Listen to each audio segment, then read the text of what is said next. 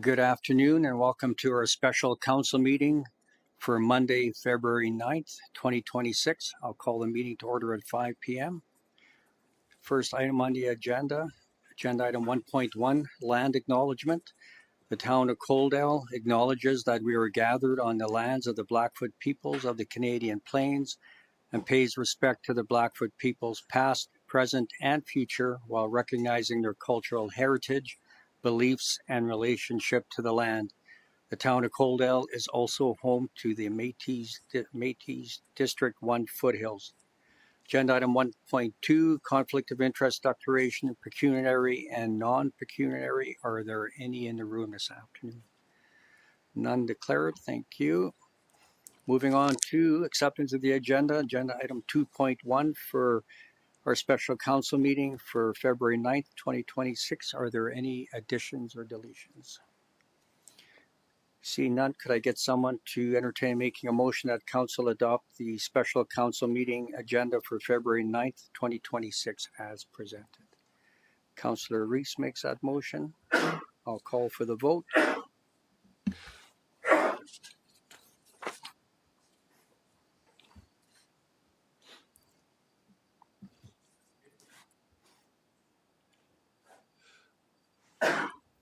And I forgot to mention at the onset of the meeting that Councillor Pickering is not going to be able to make today's meeting. That motion is carried. Moving on to new business, agenda item 8.1, operating budget deliberations, and we have our Senior Manager of Capital Finance, Tim Koba, presenting. So Tim, whenever you're ready.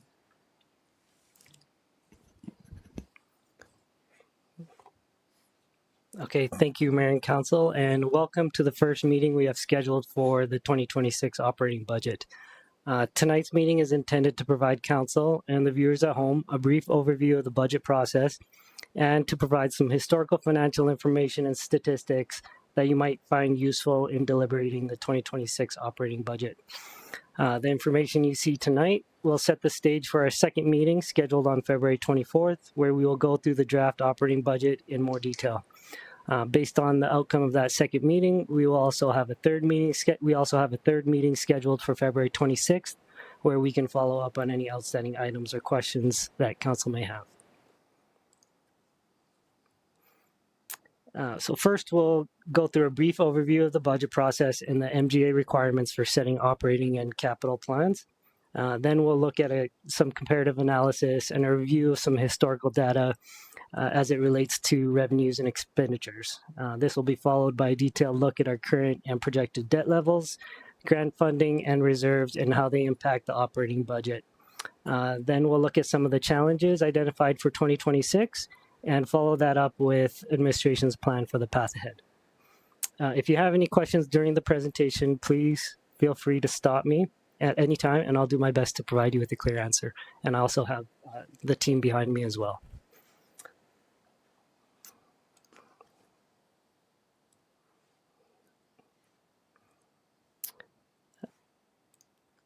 So the budgeting process, we have a short YouTube video. I'm not going to play it tonight, but the link is there for any viewers at home that may want a quick budgeting 101 lesson on how municipal budgets are developed. Again, I won't show this video. It was produced in 2022, and I'm sure you have seen this one before. I will be kind of explaining in more detail the budget process in the following slides. Oh, it's going to play for me. Okay.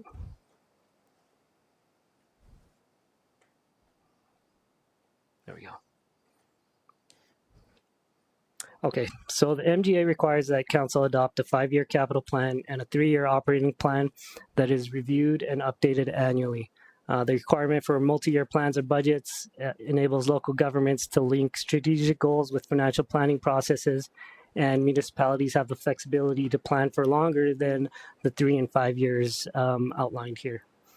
Capital budgets plan for the construction or purchase of long-lived physical assets. They are typically significant one-time investments that provide value for many years, and in some cases they benefit future generations. For example, the construction of a multi-use recreation facility provides benefits to not just the users today, but for the kids and maybe even their grandkids down the line. Operating budgets, on the other hand, cover the day-to-day expenditures, and they focus more on the short-term cash inflows and outflows of an organization. This includes day-to-day expenses like staffing, utilities, fuel, and other items such as financing costs of debt and transferring to reserves for future expenses.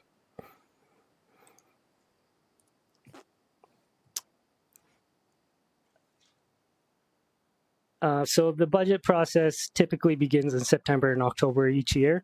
The Corporate Services Department will meet with all of the other departments to sort of review what was budgeted last year for the current year, upcoming year, and as well to kind of review historical trends. We look at the prior year's actuals, identify any trends, and we take those. We take the new requests that may be coming in and draft them into an operating and capital budget for review. In November, administration presents the key themes, pressures, and options to council for discussion and feedback. And then a final recommended budget is brought forward to council, usually for approval in December. Now, this year was a little bit different than usual. There was a gap in the succession of the CFO role and other planned and unplanned staffing related events in 2025. However, administration did bring forward a 2026 to 2028 interim operating budget to council, which was passed on December 15th alongside the 2026 to 2030 capital budget. This just allowed us to continue operating under the interim budget in 2026 without being offside with any MGA requirements. So budgeting is not a science. I care about spreadsheets, but reality doesn't. There are many different approaches to budgeting. Given that this is sort of my first operating budget presentation to council, I think it's important to share the approach that we took as a team in preparing the 2026 operating budget. So similar to how we normally budget, we first met with each department in October and November to identify some challenges, see what the new requests were, and what the desired service levels were expected from council. We then looked at 2025 and the previous 5 years to sort of really establish a baseline for 2026 and moving forward. Taking out those one-time items or unexpected things that happened during the year. As I said, there are many different approaches to budgeting, so we took a combination of different approaches in developing the 2026 budget. So now I'll kind of go through some of the revenues and analysis that we did there for previous years. On this slide here, this is our revenue breakdown. So total revenues at the bottom, we have 25.7 million. That's made up of net municipal property tax. Oh, sorry. Okay, so total revenues for 2024, just under 26 million. You can see that the net municipal property taxes that the town collects makes up about 41% of those total revenues. So that is the net amount. That does not include the amounts that the town pays for requisition for education and green acres. The second highest source of revenue for the town is user fees and sales of goods and services. Now that number is 8 million and 31% of the total. If we break that number down a little bit further, utilities actually makes up 6.2 million of that 8 million. So a fairly significant source of revenue in utilities. Fire services was 750,000, and then we had rentals, programming, and admission for our facilities, just around $1 million. Government transfers for operating, just over 1.8 million collected in 2024. Typically, that includes LGFF operating funding, which was 130,000 in 2025, as well as 2024. We have some police grants that we budget for.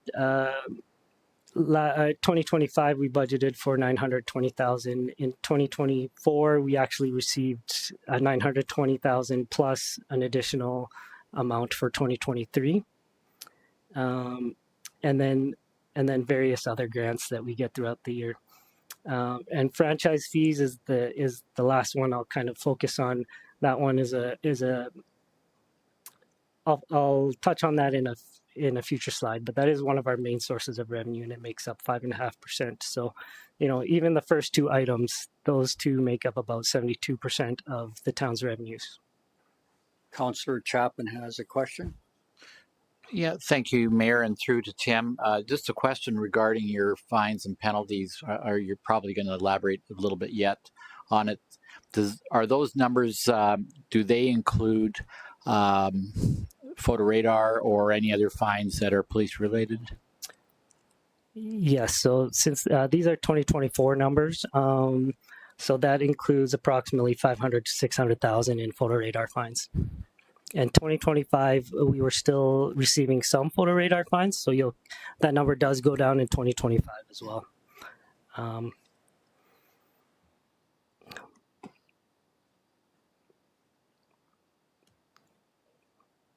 Okay, so as I mentioned in the previous slide, there are four primary sources of revenue from which council can draw to balance the town's operating budget. The first one is municipal taxes or property taxes. The note there is requisition amounts for education and seniors housing are set by the province and the Green Acres Foundation, not by council. Utility rates, as you saw in that number, utility fees and rates makes up a majority of those user fees and rates. But these are for water, storm, sewer, as well as garbage recycling and compost collection. Franchise fees, our third biggest source of revenue. Those are user fees for electricity and natural gas, and I have more slides on those. And other user fees are items like facility rentals, business and animal licenses, permits, subdivision applications, and fines.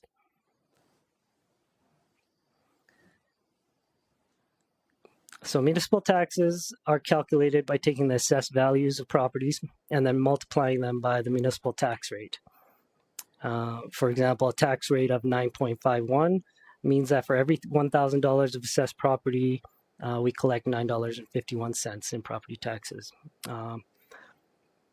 In other words, the property tax bill is calculated by taking your total assessed property value and multiplying it by a percentage of that rate. Municipal tax rates are usually split between residential and non-residential properties. And under the MGA, a municipality is allowed a maximum of a 5-to-1 non-residential to residential tax ratio, which is set by council. Now, if we kind of quickly go back to this slide, we are approaching closer to a 70-30 split for residential and non-residential, and this is based on 2024, just for information purposes. Okay. So these next few slides are just benchmarks where we look at the Coaldale, the mill rates in Coaldale and compare them to other municipalities, peer and neighboring. So those are municipalities of a similar size or within this area. So you can see Coaldale here is just right above the average for residential mill rates in 2025 with a mill rate of 6.902. The average is 6.852. You can see we're somewhere around the average there.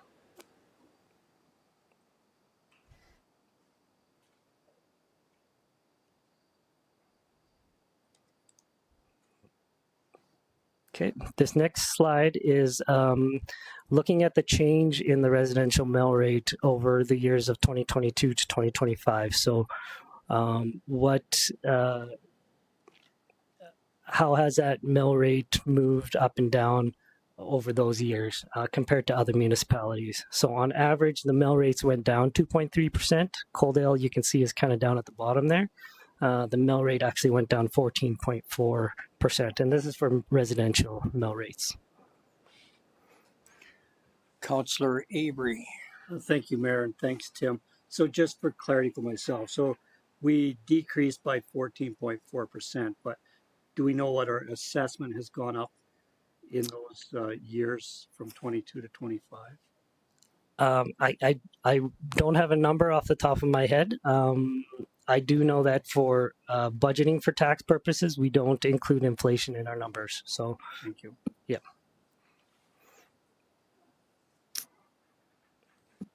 Okay, so the next slide, we're looking at residential property taxes by municipality. So what does that mean on a dollar, on an average tax bill based on if your property, based on these different property assessment values? Coaldale, we have two numbers for Coaldale. One is without the recreation tax of $120 on residential properties, or it's with including the $120 recreation tax levy. And you can see we're kind of slightly above average, somewhere in the middle there, when you compare us across to the same municipalities as in the previous slides.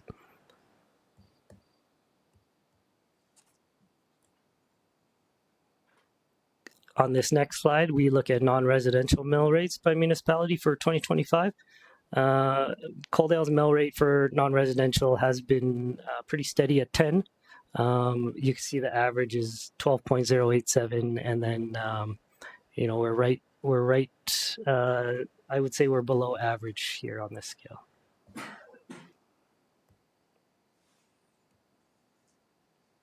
Okay, and then similar to the chart that we saw with residential mill rates, this is the percentage change in the non-residential mill rate by municipality. Coaldale, we are sitting right below the average. The average increase in non-residential mill rates for 2022 to 2025 was they increased by 1.44%, and Coaldale's went down 2.73%.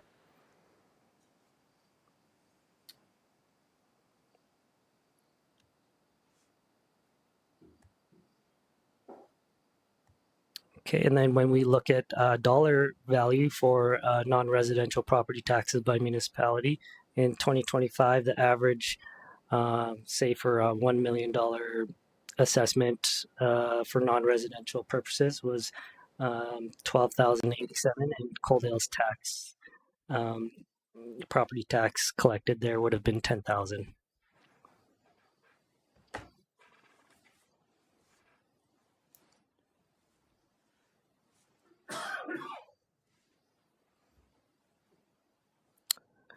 Okay, next we look at the ratio. So as per the MGA requirements, we cannot exceed a ratio of 5:1 when you compare the non-residential to residential tax rate.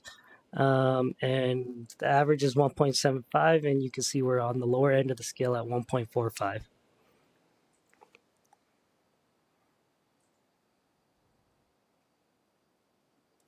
Okay, and then we'll be moving on to utility rates. So this is more recent. We recently brought a utility rate bylaw to council.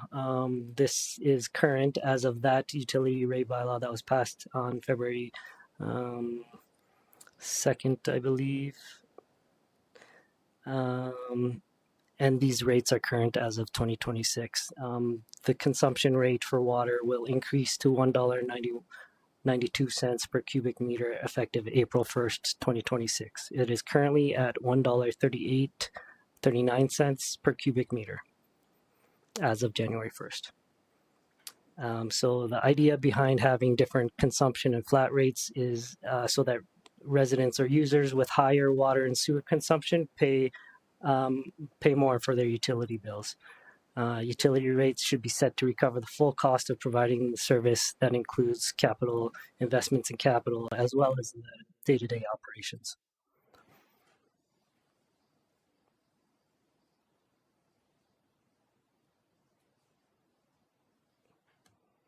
Okay, and now we look at the average monthly utility bill by municipality. Now these are based on 2025 values. A lot of municipalities haven't, well, we don't have the updated 2026 rates for all municipalities yet. So this is based on 2023. Coaldale's is just right, slightly above average there. The average utility bill across municipalities is $121.50, and Coaldale's is at $123.40.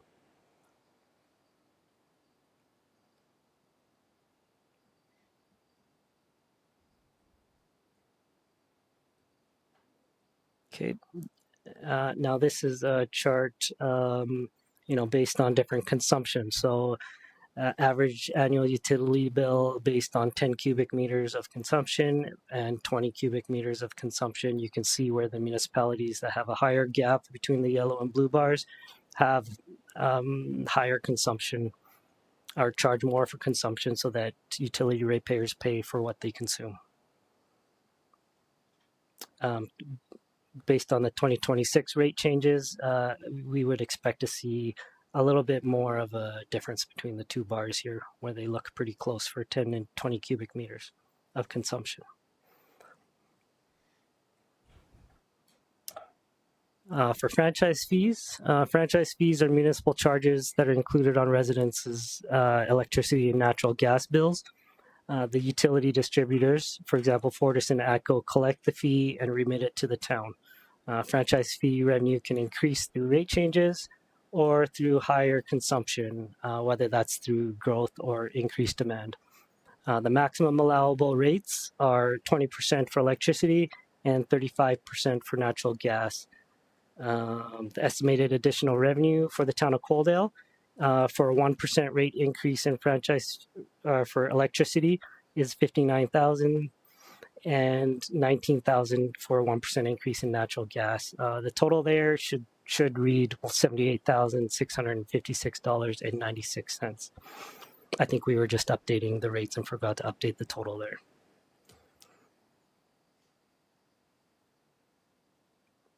Okay. So this next graph shows the growth in franchise fee revenue over the last 5 years. You can see in 2025, we collected approximately $1.7 million in franchise fees. Next, we'll look at the rates or the actual fees. These are franchise fee rates by municipality for 2025. For natural gas, the average is 25% and Coaldale's rate is 25%. For electricity franchise fees, Coaldale's at 20% and you can see the average is closer to 15%. Councillor Chapman. Yeah, thank you, Mayor. Tim, the franchise fees, I believe, are capped, and the electricity franchise fees already capped. We're at the full top, and then the natural gas franchise fee, we still have some room to, if we needed to, add to it. That is correct, and a 1% increase in the natural gas would be a $19,000 increase. Okay, thank you. Yeah.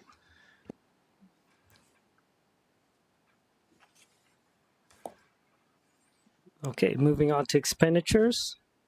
Now, I just want to point out real quick that the first line there, environmental services, that number should read $5,889,682. The chart is showing correctly. Environmental services does make up 26% of total expenditures for the town, and the rest of the numbers are correct. So you can see in environmental services, we include our utilities. So that's wastewater, water, storm, and waste. In recreation and culture, you have parks and recreation, community services, library, and facilities, as well as family and community support. In protective services, we have our fire, police, and bylaw enforcement, and emergency management. Transportation is roads, streets, sidewalks, and lighting. General government includes administrative staff and council, as well as other legislative services. And planning and development and engineering includes the infrastructure or engineering department, as well as planning and development and communications for the town. Councillor Chapman. Thank you, Mayor. Tim, I'm sure the numbers are all right, but under recreation and protective services, parks and recreation and community services library, the numbers 1 million. Well, we'll use the number, the 3,186,04. Is there supposed to be a zero pass in beside it? Oh, yes, it appears there are the chart. Maybe we needed to expand that line a little bit more. There should be a third. You're correct. Okay. There's three lines there that were missing. So I assumed the numbers are still correct, but it was just a mess there. Sorry, good catch. I believe that happens when you try and cram too much information on a slide sometimes. Fair enough. Thank you. Okay. This next slide is the same numbers, but showing in a different format.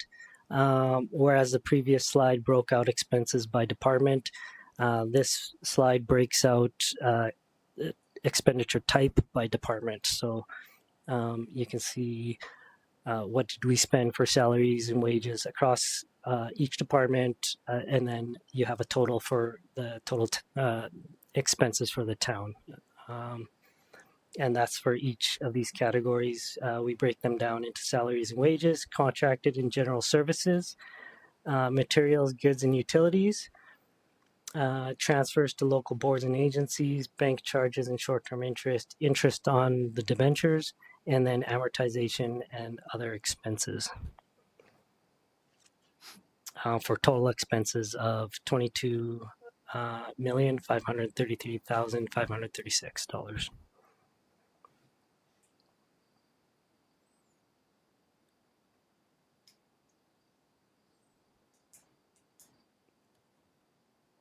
Okay, now the next 4 slides are more for information purposes. They provide sort of a benchmarking with our neighboring and peer municipalities. So we look at per capita expenditures by municipality. And yes, so this is based on population size. So expenditures per capita.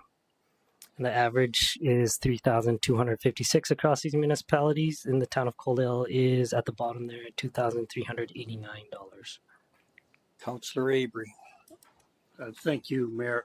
And Tim, just for clarity, it's just for the people watching, in the previous slide, contracted services under protective services, that is the RCMP contract. It's not our emergency services contract, the 2.5. That is correct. Yeah, the police RCMP cost comes in under contracted and general services for the town of Coaldale. Okay, thank you. Yeah.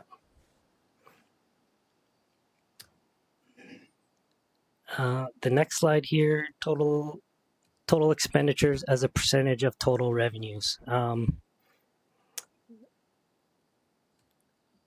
this one, you can see the average is 99.6%. That just means that your expenditures are covered by your revenues, essentially. Coaldale, you can see we're at 87.7%. So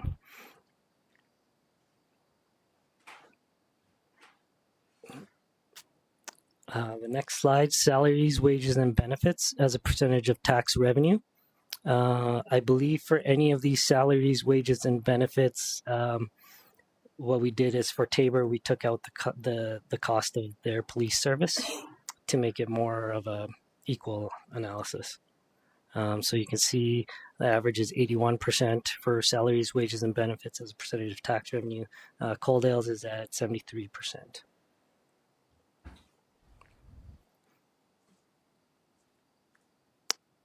And the last slide here for the comparatives, we have per capita expenditures on salaries, wages, and benefits by municipality. And these are based on 2024. The average is $1,062 spent on salaries, wages, and town of Coaldale is down at the bottom there, $807.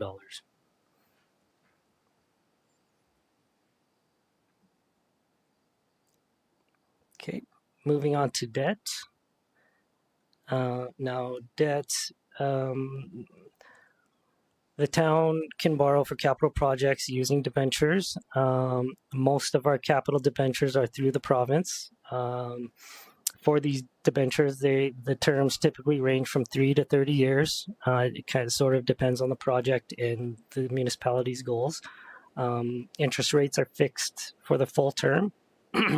They're often lower than what you can get through commercial banks. Early repayments usually mean a significant penalty. Obviously, there are factors involved.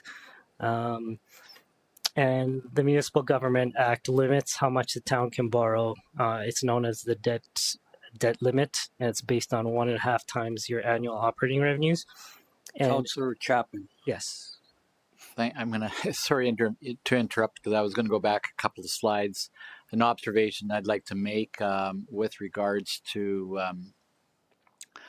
salaried wages and benefits as a percentage of tax revenue by municipality. Just to interrupt you for a moment there, Lethbridge County appears to me it's way down, and I guess my question is that are they an anomaly in terms of that percentage, being that they're non-union memberships? Would that be a question to ask, or is this something that that is just a different type of an observation?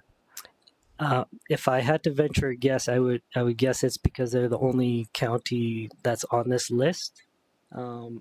Maybe the CAO knows. Which sort of seems to me that many counties and MDs may not have a union-based employment, but that's maybe just my own observation. Kaylin, go ahead.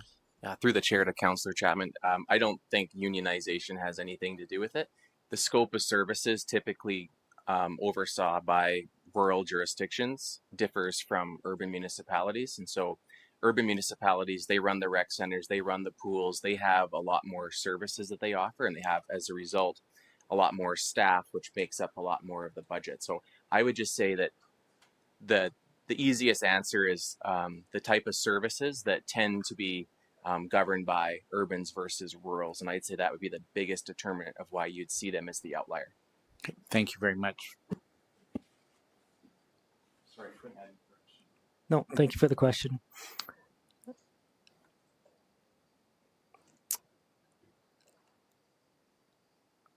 Okay, so our total debentures at the end of December 31st, 2025, our current debt balance is $19,804,321.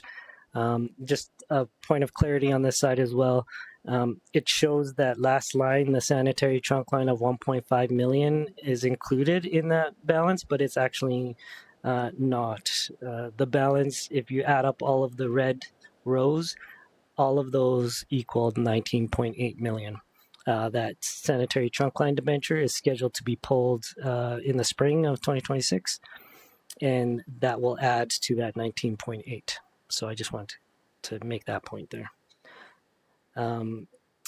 About this slide, the town, those first 4 lines in green indicate that the town repaid those debentures.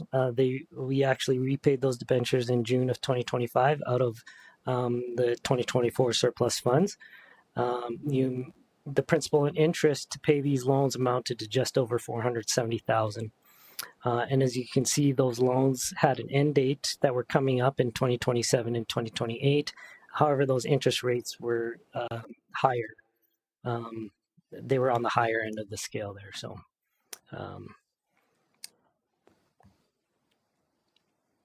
and then the current debentures are all in red with their end dates in that end date column.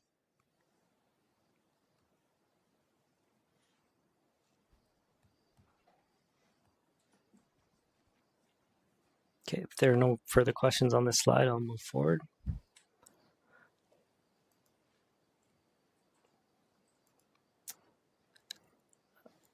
So this is a long-term debt projection. If we include all of the debentures that we currently have for all of the approved capital items in the 2026 to 2030 budget, we're going to pull the sanitary trunk line debt in 2026, so it goes up slightly. However, there's no plan to take out any further debt in the future years, so you see that balance going down. Our current debt limit is $40 million, and we are just under 20, so we're just under 50% of our debt limit. As far as the debt servicing capacity, that's an MGA requirement that says you can't exceed 0.25% of your revenue in interest and principal payments per year. And that's a requirement by the MGA, and that gets reviewed annually. So, Tim, how do they determine our debt limit? The debt limit is based on 1.5 times your operating revenues, and that's calculated each year on the financial statements in the notes section at the end. Thank you. Currently, we are at about 25% of our debt servicing capacity, which means our principal and interest payments make up 25% of the amount that we're allowed to spend on financing.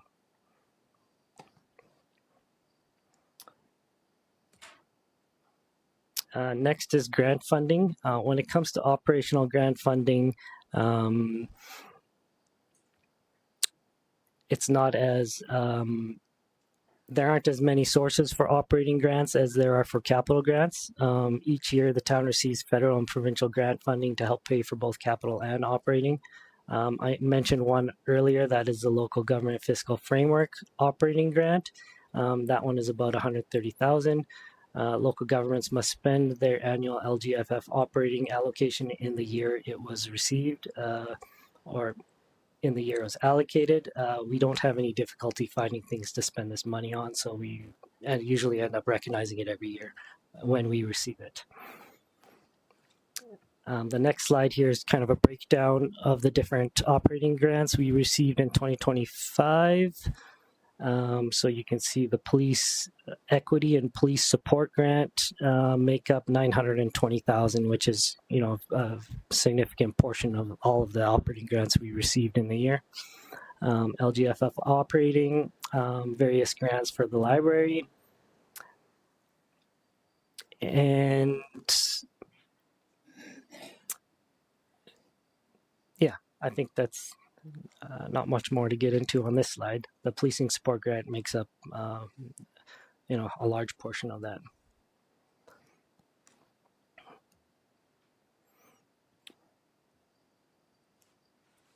Okay, so reserves. Reserves are they're funds that the money sets aside for planning for the future, for future expenses.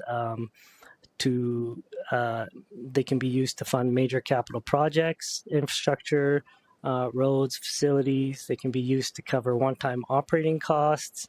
For example, transition of accounting software or engineering studies. Think of reserves as the town's savings account. So it's separate from the day-to-day spending that we do. Having strong reserve balances reduces your reliance on grant funding, which can be unpredictable, and your reliance on debt when significant unexpected costs come up.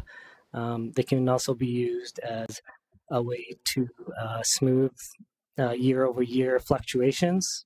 Sometimes you have one-off expenses that happen, and then you can use reserves to sort of keep your tax rates relatively stable. Now, the town does have a financial reserves policy. Reserves, and within that, it sort of defines what our individual reserves are, what reserves are used for. But it doesn't really explore any deeper than that. There's no guidance on what to do with a surplus or what if there are any targets for reserve balances, whether or not we want to achieve certain percentages, but we do have a financial reserves policy. Examples of internal sources of funds include approved budget contributions, unspent reserve funds carried forward, and annual surplus contributions. External sources of funds, government grants, donations, borrowing, and development levies. So some reserves are restricted for specific purposes. Some reserves, the council is able to decide what to spend that on, and they can create new reserves, close out reserves, make reserve transfers, and all that through the budgeting process.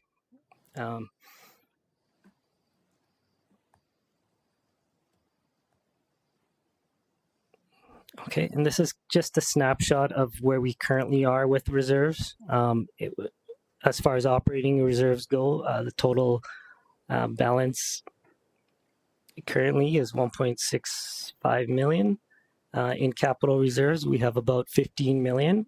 Now that's broken out into construction projects that are currently ongoing. We have reserves set aside for specific utilities, so that utilities are self-funded and not tax supported. Those utilities reserves are separated. Offsite levies are set aside for future development projects. And there are agreements in place that dictate what those can be used for. Facilities reserves, this is for any kind of facility enhancement or replacement. And then we have general capital reserves that can be used to kind of offset those one-time costs or fund any future general capital items. And then we have a fleet and equipment reserve just under $2 million. So when you total those reserves, we have about 16.7 million.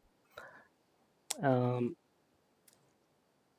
now I guess one thing I want to touch on reserves is every municipality has a different strategy for how they fund their reserves and how they plan for the future. And that's kind of one of the things I would like to maybe explore, whether we want to set targets for these individual reserves. Do we want to start saving up a certain percentage of the replacement value of a certain facility, or do we want to maintain a certain level in our fleet and equipment reserve, for example? And what are those targets? And just so that we're building our reserves for future purchases and for replacements, but we're not overtaxing our residents year over year. Councillor Chapman. Yeah, thank you, Mayor and Tim. I really appreciate your vision moving forward, and just I just want to kind of speak to your last comments there, and I'd be excited or interested to hear what your vision will be moving forward as you go into into that planning process for the coming year. And I know that we've been tweaking away how the reserve bank works, and so I'll be looking forward to hearing and seeing what you have to bring forward moving forward. Thank you, and thank you for the question. And yeah, that is one area where I am excited to kind of focus on asset management to try and tie that back into how we plan for the future. Next, we'll go over some challenges that we identified for 2026. Inflation, we all know what inflation is. The same basket of goods that you could purchase for in 2021 costs more now in 2025. We need to factor in inflation when we budget. We can't assume all costs stay the same year over year. And then as well, interest rates go up, they go down. They impact the amount of money that the town has in their operating budget to spend on. So when interest rates are high, it really what that does is it reduces your cash flow and the cash you have available for other expenses. Next item, we looked at bylaw and the elimination of photo radar revenue. So in December 2024, the government of Alberta prohibited photo radar on all provincial highways and connectors and restricted photo radar speed enforcement to school, playground, and construction zones. For the town, this policy change significantly reduced where and how often photo radar was used in town. It also impacted, programs like the community grant that we had. As a result, Coaldale lost a recurring revenue source of approximately $500,000 to $600,000 a year. This created a material gap in the operating budget that must be addressed through a combination of cost adjustments, alternative revenue, and or reallocating funding to maintain service levels.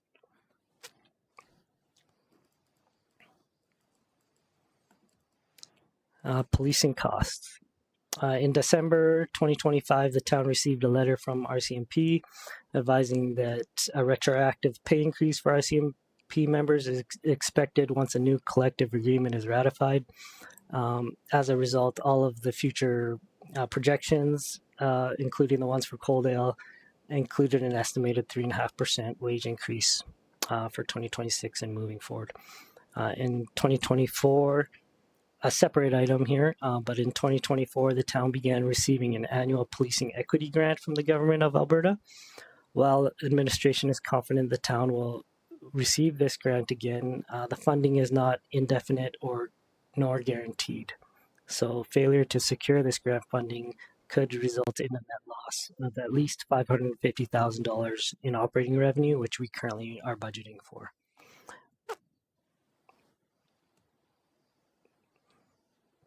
Okay, so wage increases. In November 2025, the town signed a new collective agreement with the Alberta Union of Provincial Employees. Under the new agreement, unionized wages will increase by at least 3% in 2026, with some employees receiving up to 6% in total due to additional 3% step increments. Meanwhile, the wages for non-union employees will increase by 1.5% in 2026. Altogether, this will amount to an estimated $240,000 increase in expenditures on wages, equivalent to a 2.4% tax increase. Now, this amount does not include any 2026 budget requests for new positions.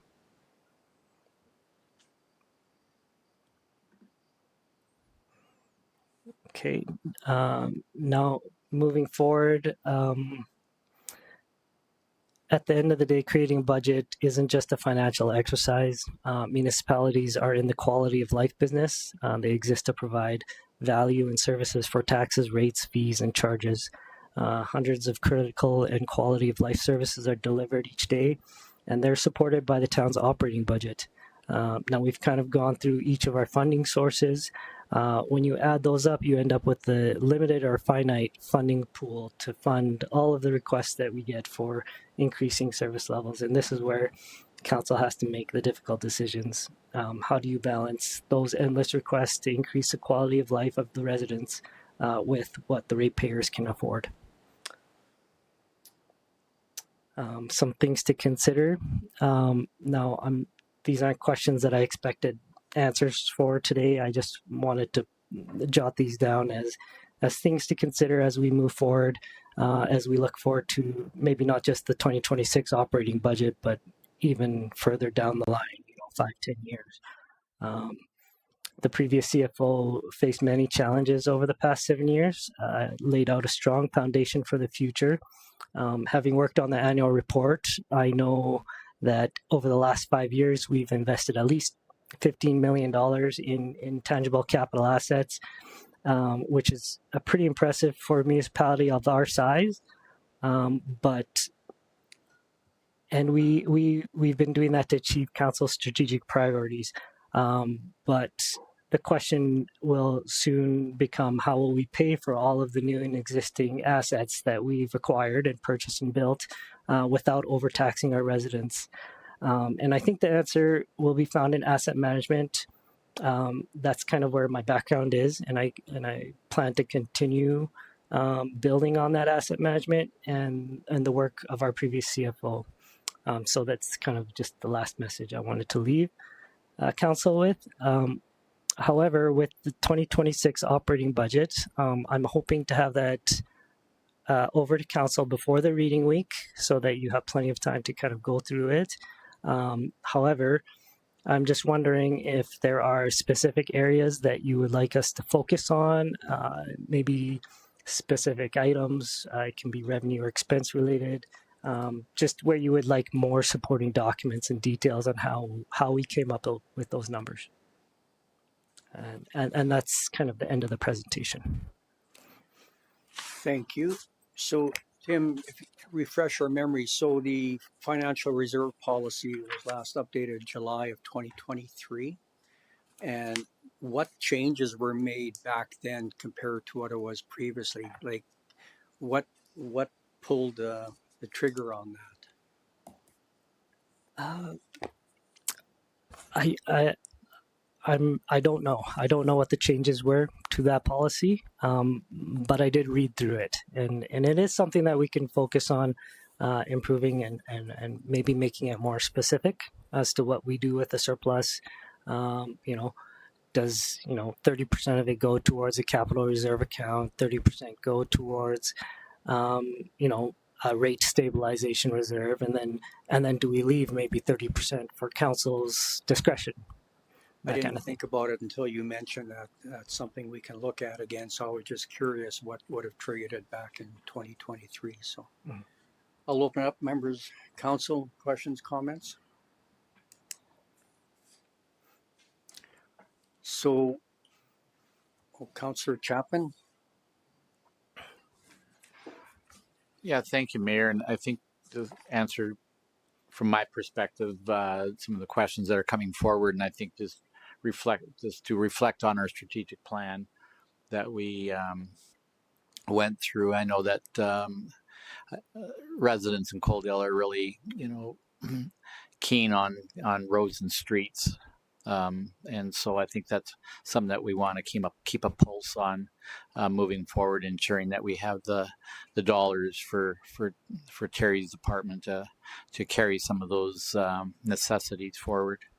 I think that's the only one from at this point in time, and I think just keep a pulse on our debentures and make sure that we're staying on top of that, because there's some things that can come up all of a sudden, and so I want to make sure that we're in the safe zone for debentures.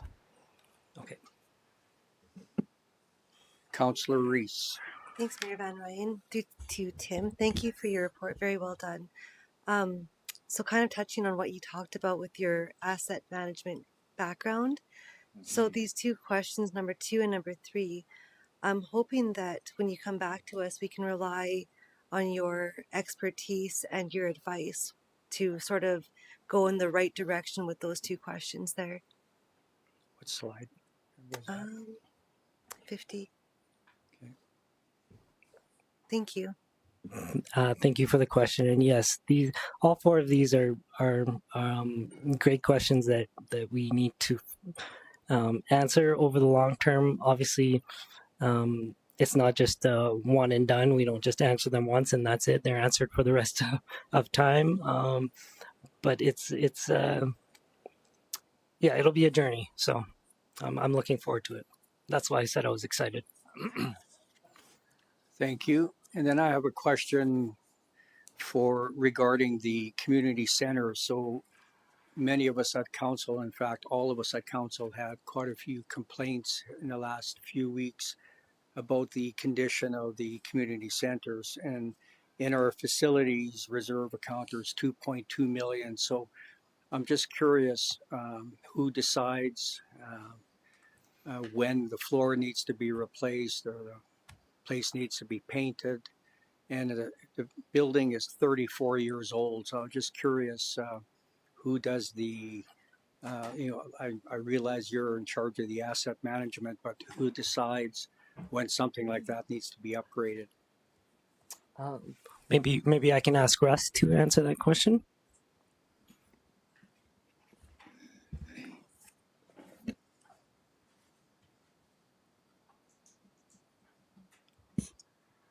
You bet.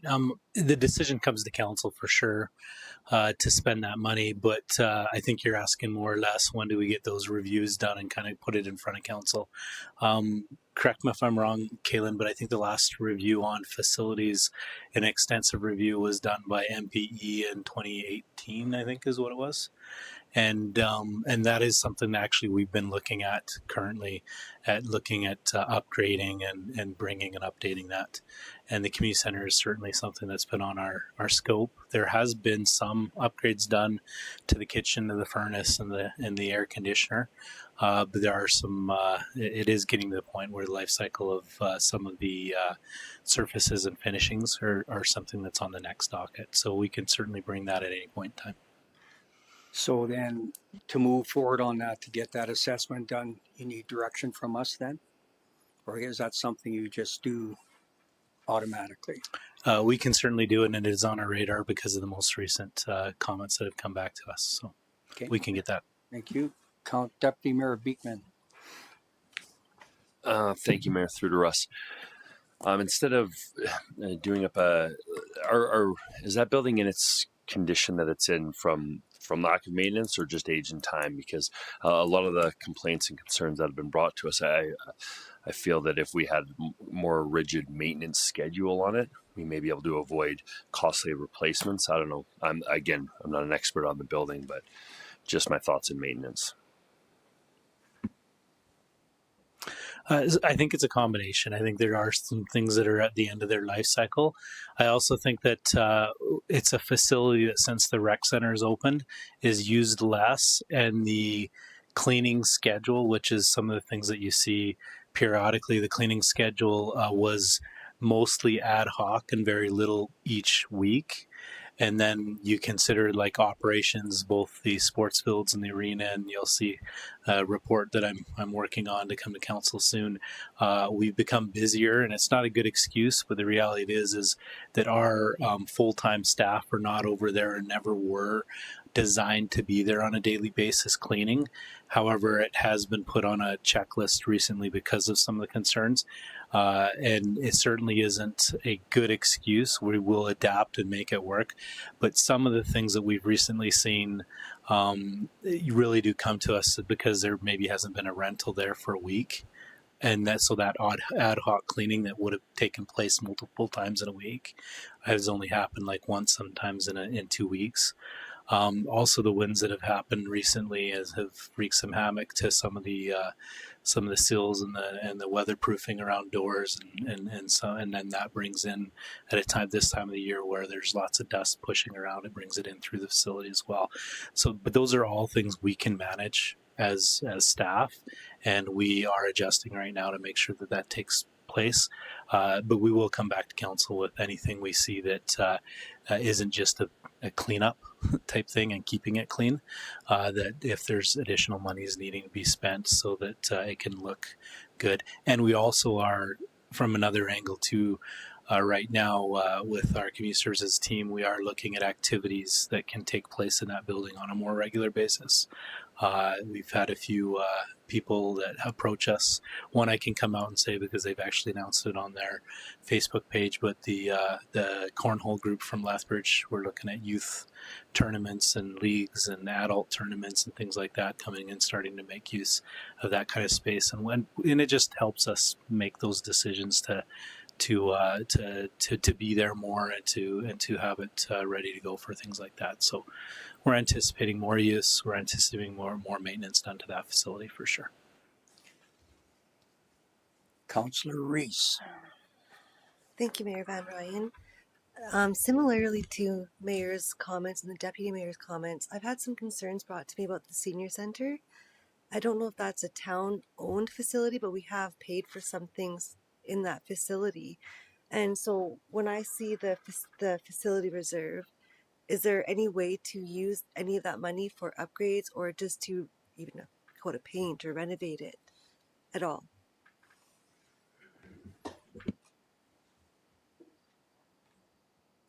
Yeah, so the senior center is owned facility by the town, and it's given to a group to operate.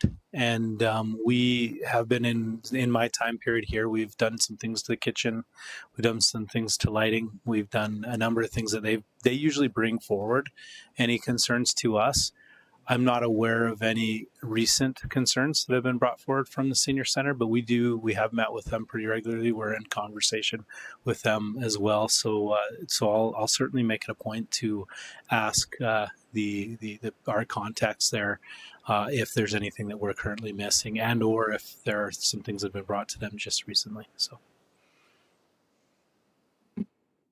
Thank you. I would appreciate that because, like I said, there's been things brought to my attention, and I would appreciate if you look into that. Thank you. Thank you, Mayor. And my question is for Kaylin, actually. Kaylin, is this something our staff can do? Is a quick assessment? I don't think we need to hire an engineering firm to tell us if we need new flooring or need new paint or if there's chips in a wall. It should be something that your staff should be able to go through and provide you with a report. In turn, you can provide it to Mayor and Council. Exactly.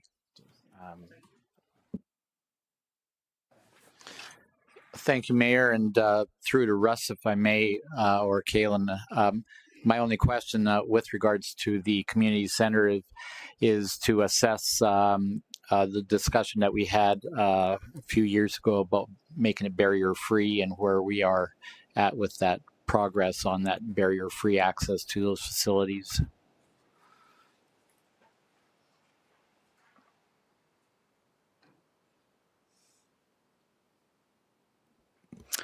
So I think it was two budgets ago that we brought forward to council a number of initiatives and a number of priorities that Access Coldell had brought to our attention.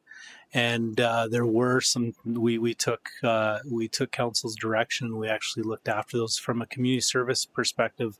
I believe it is barrier free. I think the bigger question is the curling rink barrier free? And there were some adaptations and changes in operations on their side that allowed people to come into the backside that is barrier free into their space. But as far as the money requested at the time by staff to make some changes, you may recall we readjusted the design for the rec center. We did the barrier free there. We also did some upgrades to the arena, and off the top of my head I can't remember, but there are a few other projects. We did accomplish each and every one of the projects that council had directed us to do. And we are right now looking at reaching back out to that group and updating their report for council. Thank you. And further to that, Access Coldell, there's a $15,000 a year budget that we haven't used. I think there's some buildup of funds there that we could do, look at something bigger. Yes, the $15,000 has been a topic of discussion just recently, and certainly look forward to bringing to council some an update and see where the priority will be. Thank you. I'll open up members of council. Any last questions, comments? Well, thank you, Tim. Great job. And could I get someone to entertain making a motion that council move to receive the 2026 budget deliberations report as information? Councillor Avery makes that motion. I'll call for the vote.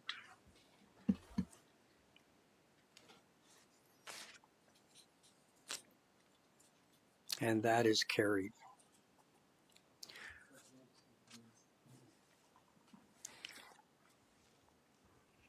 Thank you. I just wanted to thank Jonathan Wensmeen. He's our manager of government relations. He helped me with the PowerPoint slide and formatting, and he really saved me a lot of time. So I just wanted to make sure I thanked him. It's his fault. A couple of the numbers. No, that's my fault. That is my fault for not reviewing properly. But yeah, he was a huge help. Okay, thank you. Seeing no other items on the agenda, could I get someone to make a motion that we adjourn at 6:03 p.m.? Councillor Saylor makes that motion. I'll call for the vote.